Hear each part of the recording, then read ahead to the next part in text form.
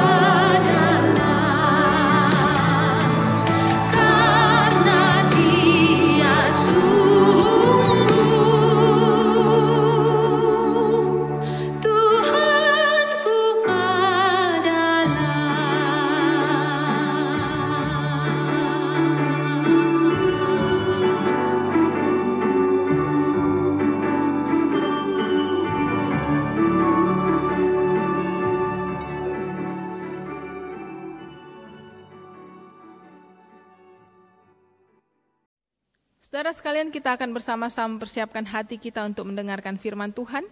Oleh karena itu, mari kita kembali menaikkan satu pujian yang indah, mengingatkan kita bahwa hidup ini adalah kesempatan untuk melayani Tuhan.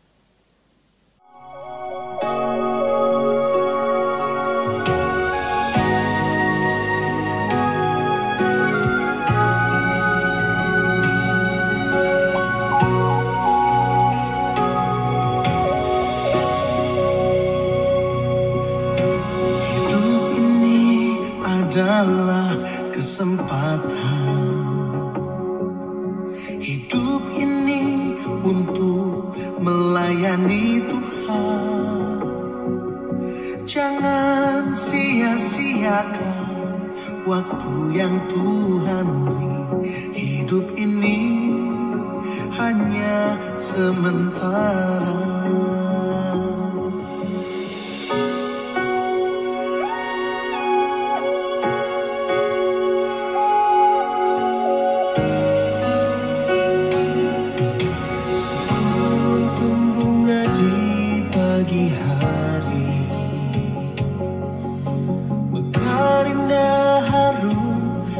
Padang yang hijau, demikian Tuhan mendandani rumput gugur bunga bila panas terik. Oh Tuhan, pakailah hidupku selagi aku masih kuat.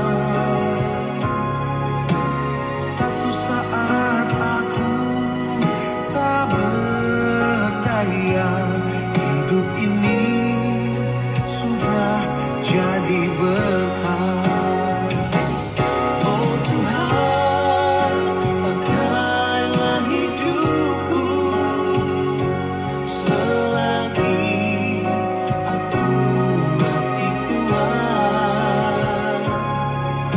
Suatu saat aku tak berdaya, hidup ini sudah jadi berkah.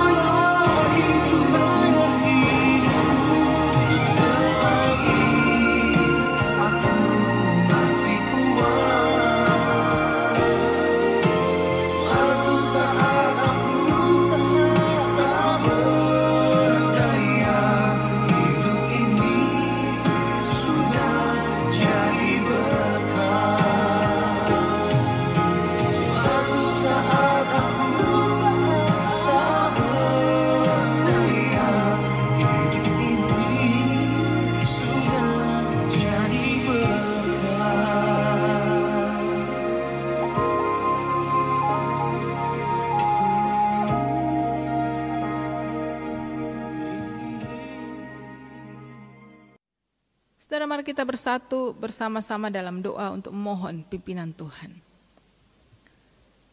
Ya Allah Roh Kudus, penuhilah hati dan pikiran kami, supaya firman Tuhan yang akan kami baca bersama, kami renungkan bersama, sungguh-sungguh menjadi bagian dalam kehidupan setiap kami. Pimpin kami Tuhan, penuhi kami dengan Roh Kudus-Mu, penuhi kami dengan firman-Mu, dan ajarkan kami melakukan firman ini hari demi hari. Dalam nama Tuhan Yesus kami berdoa. Amin.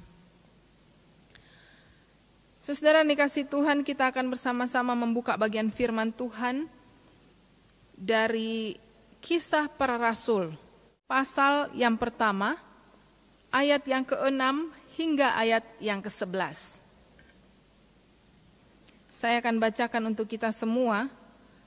Maka bertanyalah mereka yang berkumpul di situ, Tuhan, maukah engkau pada masa ini memulihkan kerajaan bagi Israel? Jawabnya, Engkau tidak perlu mengetahui masa dan waktu yang ditetapkan Bapa sendiri menurut kuasanya.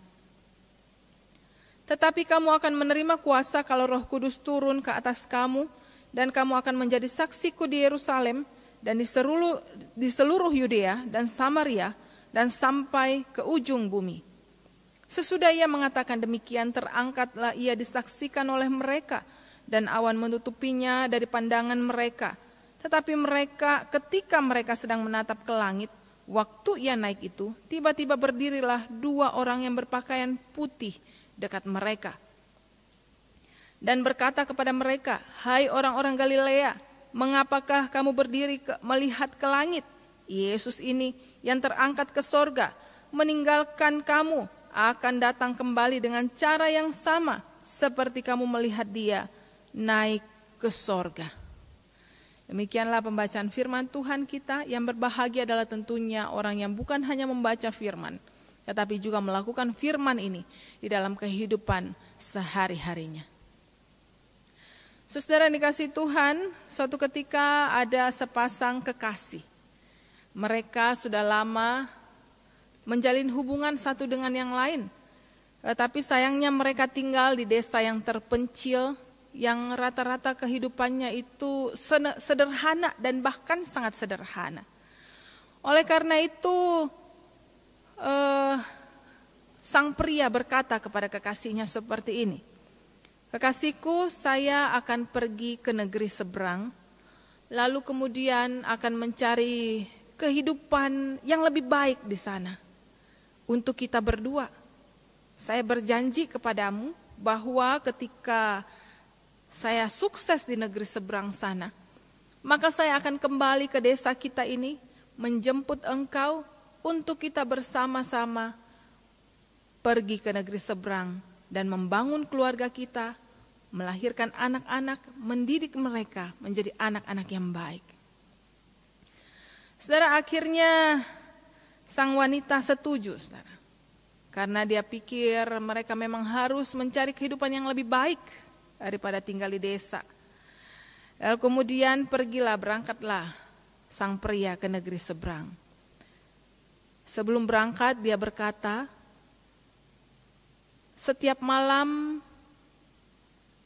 ada baiknya engkau pergi ke tepi pantai, tempat biasa kita duduk-duduk dan menyanyikan lagu bersama-sama." Si wanita ini memegang janji itu, saudara. Jadi setiap malam wanita itu duduk-duduk di tepi pantai yang dekat rumah mereka, karena desa mereka adalah desa nelayan di tepi pantai, saudara. Lalu dia bakar api unggun, dia petik gitar, dia bernyanyi-nyanyi lagu yang sering kali nyanyikan bersama kekasihnya. Hari demi hari berlalu, bulan demi bulan berlalu, karena zaman itu belum ada teknologi semacam seperti sekarang ini. Si wanita hanya menunggu saja yang bisa dilakukannya. Tiap hari dia menunggu kekasihnya pulang dari negeri seberang membawa kabar yang baik. Tetapi tahun-tahun berlalu juga kekasihnya tidak ada kabar dan tidak pernah juga kunjung datang. Orang-orang sedesa mulai membisikkan berita-berita yang tidak enak kepada si wanita tadi.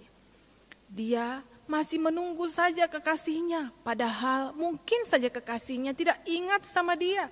Tidak ada kabar berita, bahkan tidak pernah berkunjung sekalipun untuk melihatnya. Wanita tadi tidak putus asa, saudara. Dia tetap menjalankan kehidupannya dengan baik. Lalu setiap malam dia tunggu kekasihnya di tepi pantai. Suatu ketika, saudara, desa itu dikejutkan dengan adanya datang sebuah mobil mewah yang tidak pernah dilihat mereka yang ada di desa itu. Lalu turunlah pria yang waktu itu mungkin sudah setengah baya, mulai ada sedikit uban. Dan itu adalah kekasih dari wanita itu. Dia pergi ke rumah wanita tadi, lalu kemudian menjemput wanita tadi dan berkata, "Aku datang untuk menepati janjiku kepadamu. Mari kita pergi. Di seberang sana aku sudah menyediakan rumah yang baik, yang layak untuk engkau tempati tinggal. Kita akan bersama-sama menikah dan berkeluarga." Nah, saudara yang dikasihi Tuhan, Menanti janji itu bukan suatu pekerjaan yang mudah dan tidak mengenakan tentunya.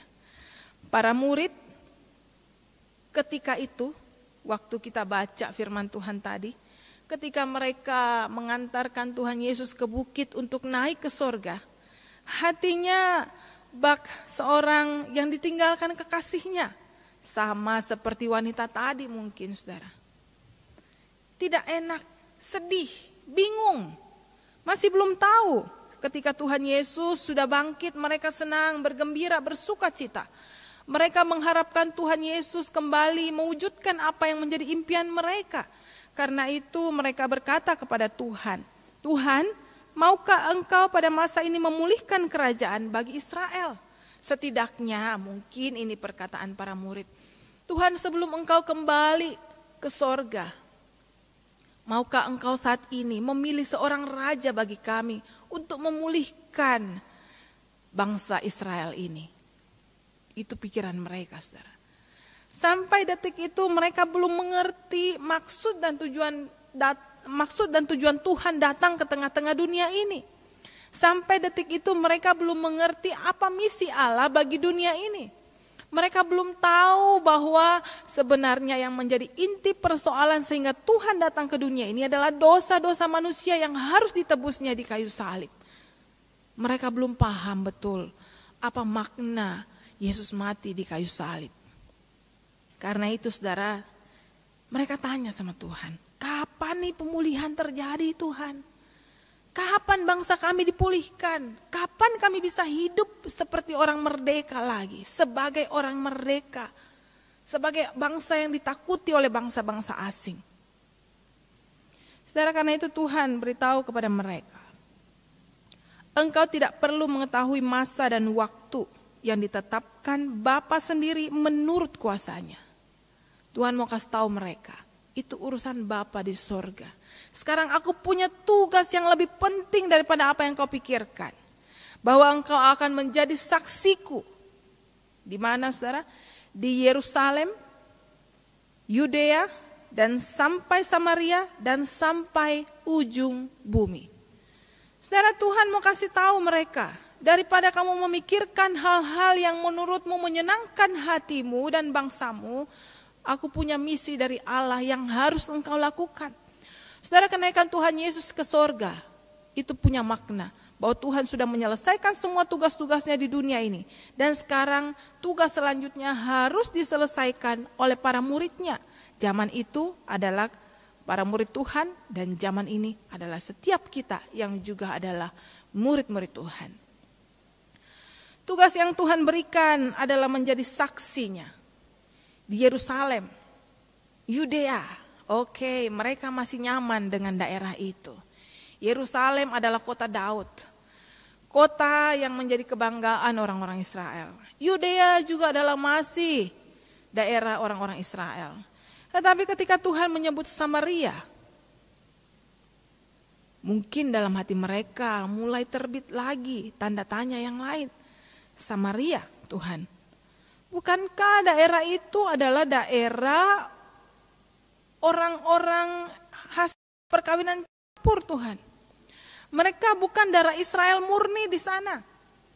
Orang-orang Samaria itu adalah orang-orang hasil pernikahan antara orang Israel dengan orang-orang bangsa asing atau orang Asyur pada saat itu. Kebanyakan mereka adalah orang-orang dari Israel Utara yang menikah dengan bangsa Asyur sehingga melahirkan keturunan-keturunan yang kemudian disingkirkan ke daerah Samaria.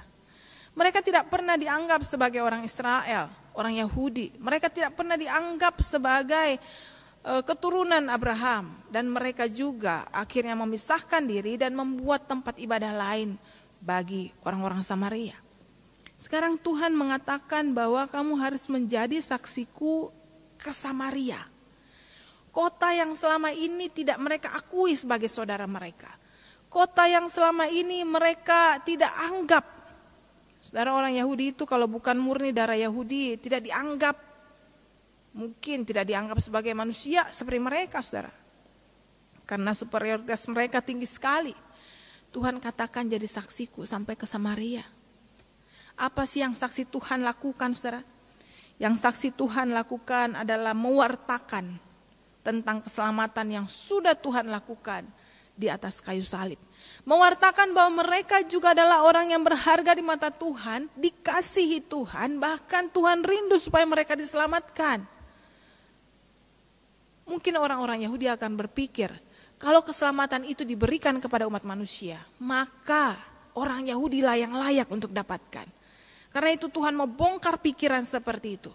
Bahwa Tuhan datang ke dalam dunia, memberikan keselamatan untuk seluruh bangsa, seluruh suku bangsa. Tidak ada tuh di mata Tuhan, suku bangsa satu lebih tinggi daripada suku bangsa yang lain. Golongan yang satu lebih tinggi, sedangkan golongan yang lebih rendah, saudara. Di mata Tuhan semua orang sama berharganya. Karena itu Tuhan rindu semua orang diselamatkan. Sampai ke Samaria, engkau harus beritakan tentang keselamatan dariku. Sampai ke ujung bumi, engkau harus memberitakan keselamatan bagiku. Itu tugasmu. Saudara, ketika melakukan tugas itu berarti mereka tidak boleh pilih-pilih kasih. Mereka tidak boleh pandang bulu, saudara. Kebanyakan sampai sekarang masih banyak orang-orang yang memandang bulu. Asal mulanya dari mana, orang mana, sukunya apa, bahasanya apa, warna kulitnya apa. Kalau berbeda, ya mungkin saja kita masih berteman, tapi perilakunya berbeda. Apalagi kalau menyinggung soal status sosial, saudara. Kalau ketemu dengan orang yang besar, bukan besar badannya maksud saya, saudara. Orang yang berpangkat, orang yang punya jabatan, yang punya kuasa, yang punya uang, saudara. Sikapnya pasti akan sangat berbeda, saudara. Dengan ketika dia bertemu dengan orang yang biasa-biasa aja. Bahkan mungkin orang yang gak punya apa-apa, saudara. Dan sedih sekali kalau itu kita lakukan dalam rumah Tuhan di gereja. Ketika kita melayani Tuhan. Sebagai asyar mungkin waktu kita menyambut tamu di depan. Kita bertemu dengan orang yang terpandang. Sikap kita mungkin akan sedikit menunduk. Berkata-kata yang manis dan lembut. Tetapi bagaimana kalau kita bertemu dengan seorang yang kita tidak suka? Dia gak punya apa-apa. Penampilannya biasa-biasa saja. Tingkah lakunya menjengkelkan lagi, saudara. Lalu mungkin kita syukur-syukur kalau kasih salam. Sekarang gak boleh salaman, saudara. Kasih senyum. Atau mungkin kita akan balik badan dan pura-pura lihat yang lain saja daripada lihat orang itu. Saudara, Tuhan kasih kita tugas untuk menjadi saksi, saudara. Bukan hanya untuk orang-orang yang terpandang, orang-orang yang menyenangkan hati kita, orang-orang yang cocok dengan kita. Tetapi Tuhan kasih kita tugas menjadi saksi sampai ke ujung bumi. Itu berarti untuk siapa saja, untuk segala golongan, untuk semua pribadi. Termasuk untuk orang-orang yang tidak kita sukai. Mau gak kita jadi saksi bagi mereka? Saudara, menjadi saksi Tuhan. Itu hal yang mudah dan kadang-kadang tidak mudah juga. Menjadi saksi Tuhan, seorang yang menjadi saksi itu harus benar-benar bisa melihat kasih dan karya Tuhan dalam hidupnya. Lalu menyaksikan hal itu kepada orang lain. Jadi kalau saudara dan saya belum dapat merasakan, menyaksikan kasih dan karya Tuhan dalam hidup kita. Jangan berpikir kita bisa menyampaikan keselamatan itu kepada orang lain. Orang lain mungkin akan berpikir dia mulutnya saja yang pandai bicara tentang Tuhan Yesus, tetapi tidak ada Tuhan Yesus dalam dirinya. Saya berbeda dengan Mother Teresa. Dia melepaskan semua kenyamanan hidupnya lalu dia pergi untuk melayani orang-orang yang terbuang, yang sakit-sakitan, yang tidak diperhatikan. Sehingga orang-orang yang datang untuk melayani di sana akan berkata, aku melihat kasih Tuhan di dalam dirinya. Indah sekali bukan, saudara? Saudara, para murid mendapat tugas untuk menjadi saksi.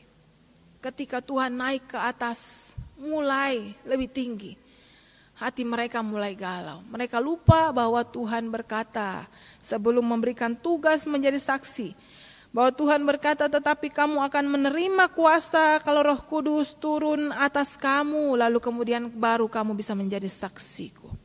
Mereka melongo, saudara, sampai Tuhan hilang di balik awan-awan. Sampai kemudian dikatakan, ada 2 orang yang berpakaian putih dekat mereka dan berkata, "Hai orang-orang Galilea, mengapa kamu berdiri melihat ke langit?" Mereka, saya bayangkan saudara, perasaan mereka ketika melihat ke langit. Tuhan suruh saya jadi saksi, gimana ya? Sedangkan sekarang ada kondisinya itu kurang kondusif. Para murid-murid Tuhan masih dikejar-kejar oleh pemerintah Romawi.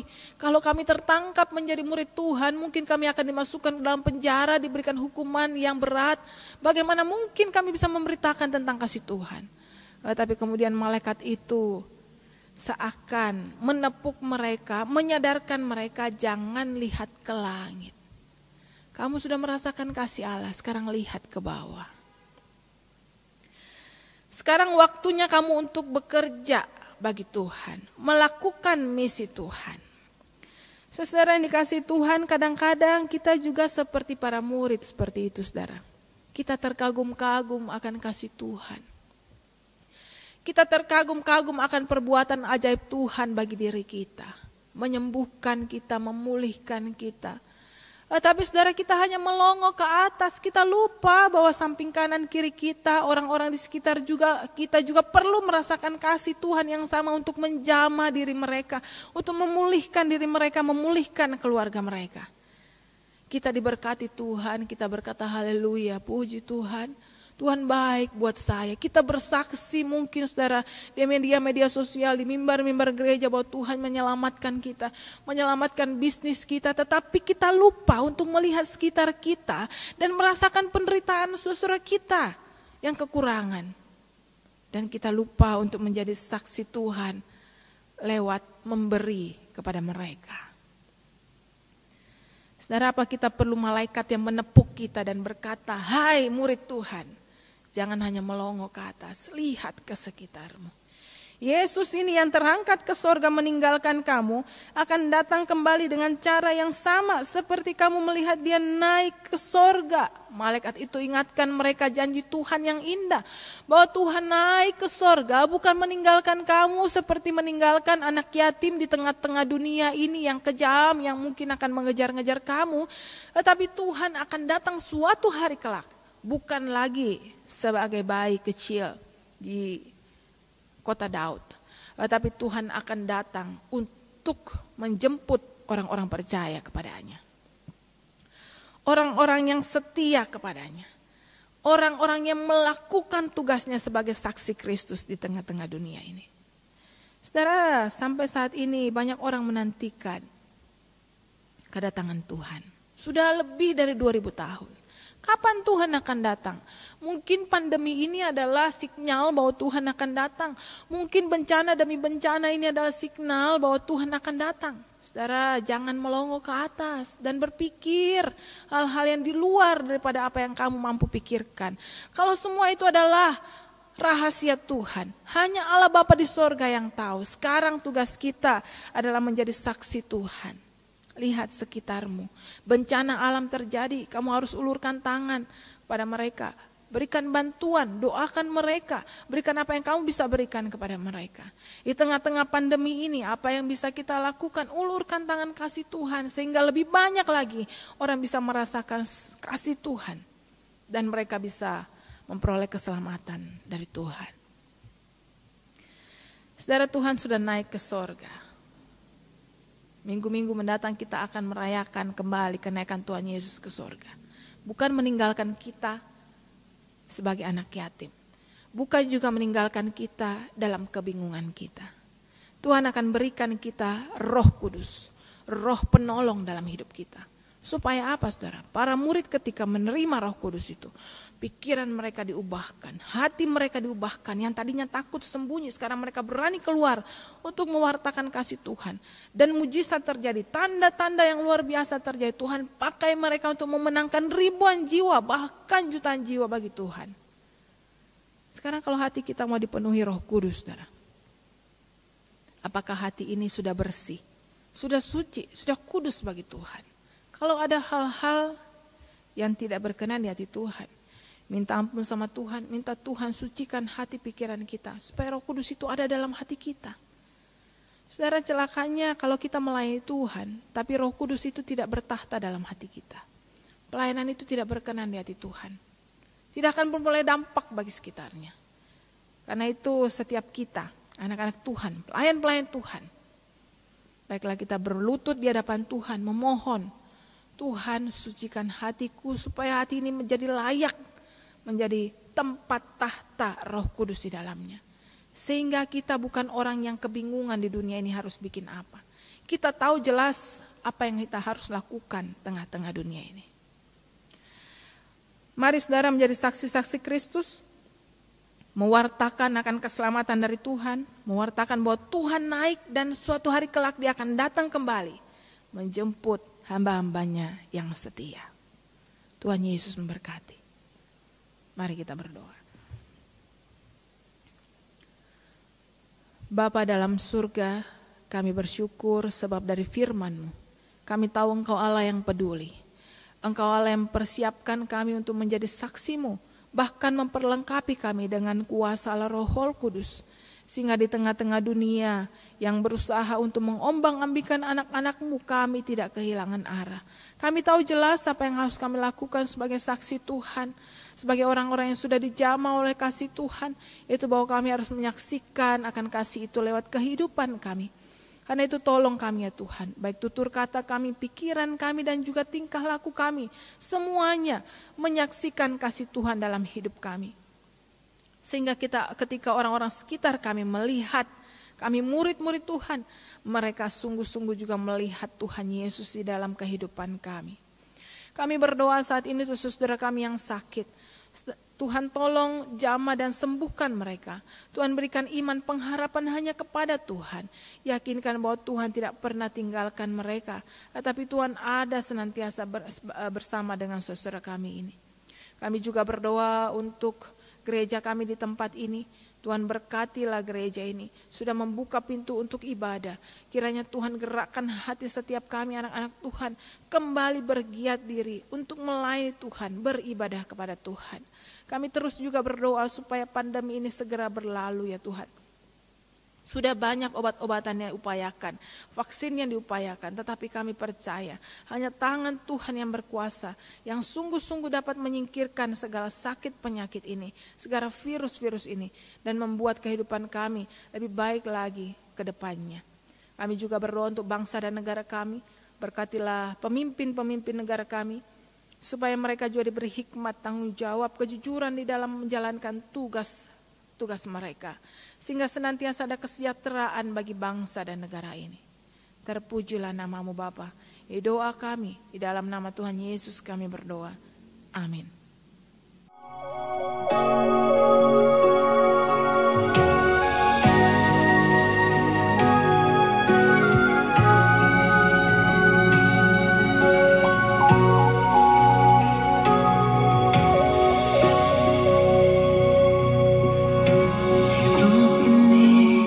Adalah kesempatan hidup ini untuk melayani Tuhan. Jangan sia-siakan waktu yang Tuhan beri. Hidup ini hanya sementara.